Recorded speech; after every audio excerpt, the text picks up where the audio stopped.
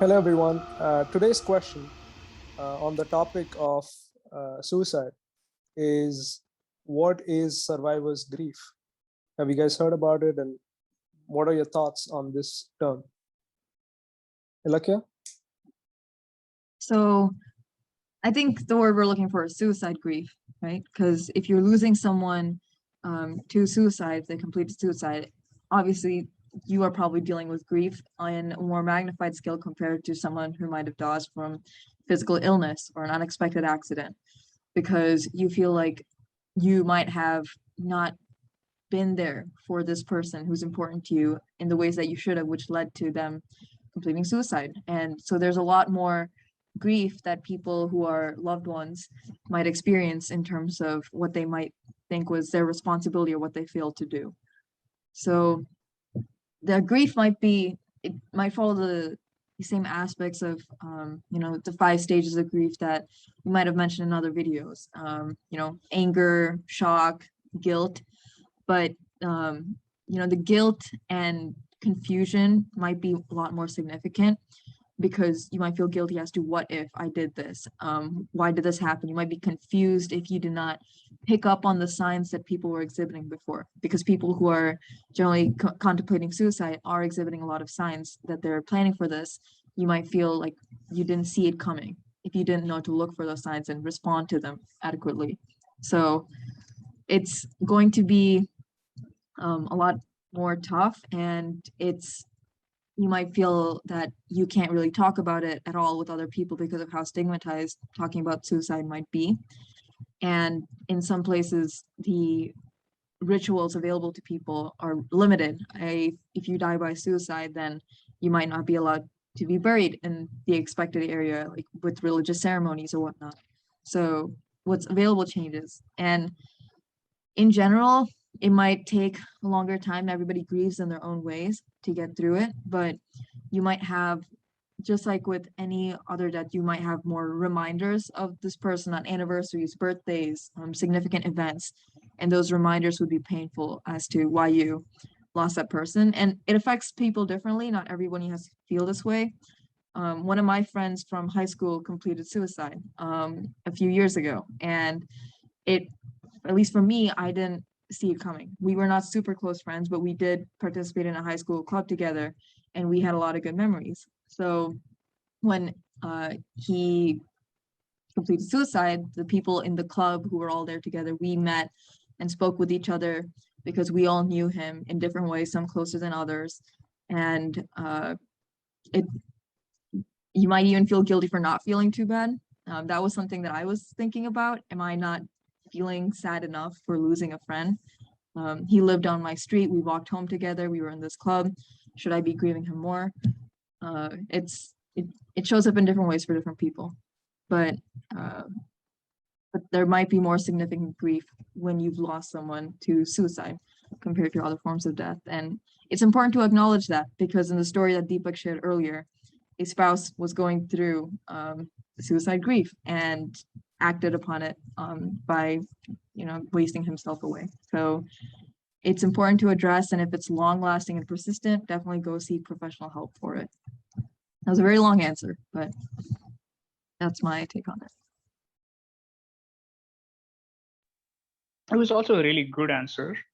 So to add to some of the points that you made, I was thinking of I'll give you another instance. I was thinking of a friend of mine whose brother completed suicide in 2015, and how she always talks about it. So every year, when the month when he committed suicide comes close, she starts feeling a new bout of guilt and a lot of grief.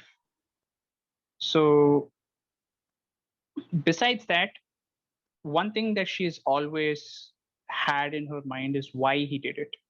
And she never had an answer for that, because he didn't leave a note. Some people do leave a note, but most suicides, you will not have a note. And it's not always clear why they completed suicide. So this is a question that's bothered her for several years, and she's still struggling to deal with it. She's still struggling to find an answer that she finds satisfying because her brother was, by all accounts, a perfectly happy individual, someone who was satisfied with his life. So the question of why is something that eats away at a lot of survivors. Then there's also the question of, did I miss something? Is that why I couldn't stop them from doing it? Along with that, there's also a lot of anger. Why would they do that to me? That is a question that some people feel guilty about as well for having that anger, but it doesn't stop them from having that anger. So it's a very complex mix of emotions. But of course, the overwhelming feeling is grief.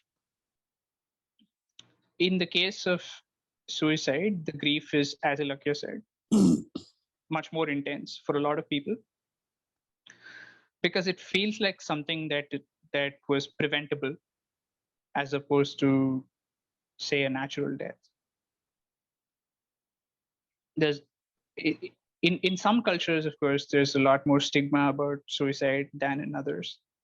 So those differences in the culture about how suicide is spoken about and how society treats it, how they think of it, all of that really matters. And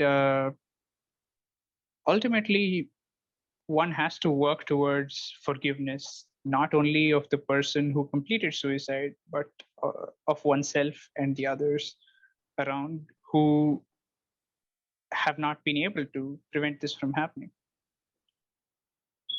In some cases, it also leads to a form of complicated grief. This is an anecdote that I heard from someone, I don't know them personally, but someone who lost their son to suicide went through years of complicated grief, and then they went to therapy for it. They themselves felt suicidal. And I think there's some research that shows that if someone in your family has completed suicide, then there's a higher chance that you might complete suicide as well. So it is very important to look out for symptoms of complicated grief, which is not the same as normal grief. And I'll share a link below to the symptoms of complicated grief. And if such complicated grief persists over a period of time, then please seek out help, because I think therapy can really help with this kind of thing. Yeah, I mean, like Deepak mentioned, suicide grief combined with the lack of closure when it comes to not having the reason for why the person completed suicide. So those two reasons, those two things, are quite difficult to handle.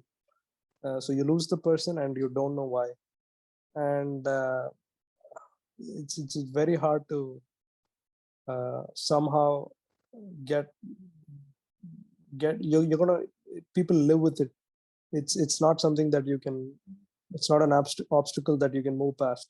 So it's a very difficult situation to be in, and personally I haven't been in such a situation.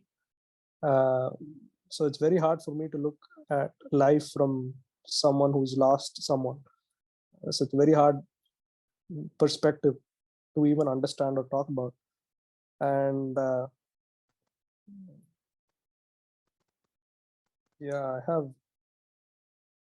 so when I was, I think, about 13 years back, um, we had a housemaid, and she had two sons, and we used to play with both of them. They were about my age, and suddenly he just stopped showing up, and I didn't know the reason then. I just thought he was busy with studies, and no one talked about it. So only later, after a few years, I realized, what? Okay, the reason no one talked about it is because he's not there. So it's not a conversation that happens a lot all the time. But I was able to have that conversation with my mom later and understand why that happened, and it was because of academic pressure that the person completed suicide. So I didn't. I had a good relationship. He was a good friend of mine at that time, and it was difficult. moving through that.